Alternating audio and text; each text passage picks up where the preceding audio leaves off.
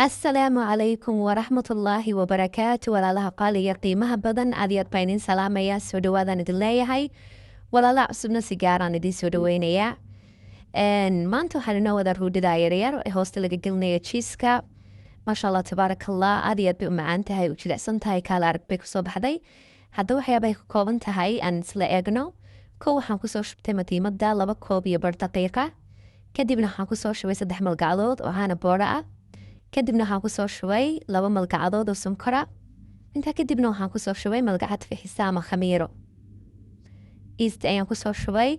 kadibna yaro milixaan kusoo darayaa. kadibna inta qalaalan baan isku walaaqayaa. inta yaro milixaan ku darayaa. kadibna waan isku walaaqayaa. intaa kadib waxaan kusoo darayaa koob haafkiisa hoose aad u hooseeyo oo aan badnayn oo saliida. kadibna waxaan soo qaadaya glass biyo diiran oo diirimaad yaree kuleylka xiga ah.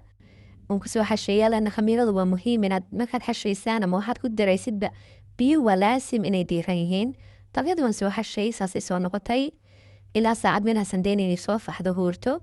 maasha allah tabaarakallah, waad soo baxa way soo faxday sidaa jilicsan bay kusoo baxday. maasha allah tabaarakallah, wana saa u tahay daray oo jilicsan tahay. kadibna jiiskii aan ka gelin lahaa dhexda ayaan soo qaatay. ay jiis aduu jeceshahay, laakiin kan ayaa aada u wanaagsan. kadib saa yarban soo jarjaray ruur daqiiqdina saasaan soo qaatay dabla yarban ka soo dhigay. waa iyada hadhuu faxay soo weynaanaysa, marka intaa yarbaa loo baahan yahay. kadibna jiiska ayaan dhexda ka gelay, saasaan ugu soo duubayaa, waan soo burburayaa. shakalkaad jeceshaad u goysan kartaa, laakiin sidan baan ugu jeclaystay. inta badanna saasunbaa loo sameeyaa. kadib waxaan daqiiqadii breedkii kusoo guray, waxaan soo qaatay xabado kuna. ukuntan waxaan uga baahanay keliya inta huruudda ah, intan cadna waa iska reebayaa.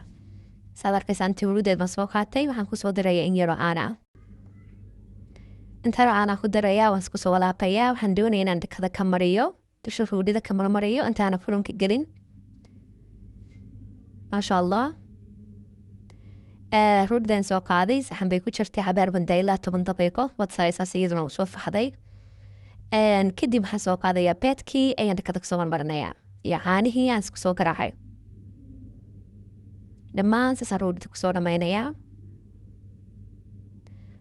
kadibna waxaad jeceshay baad dakada kaga qurxin kartaan. waxaan kusoo shubay xoogaa sinsina dhinacan kalena xabatil baraka ama xabad sawda ayaan kusoo daray.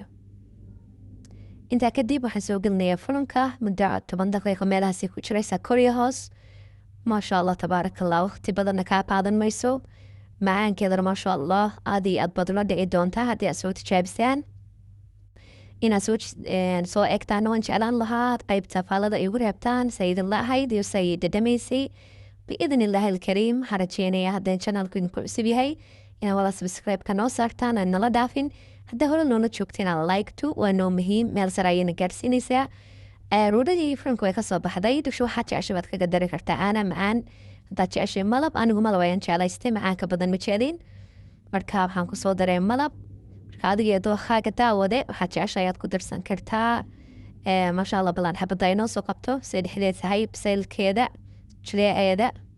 waxay la tahay indhuhu waa si fiican bay uga bogteen. maasha allah tabaarakallah. waxaad jeceshay aad doonto hoosta kasii gelin kartaa daaqotaladii aad doonaysid.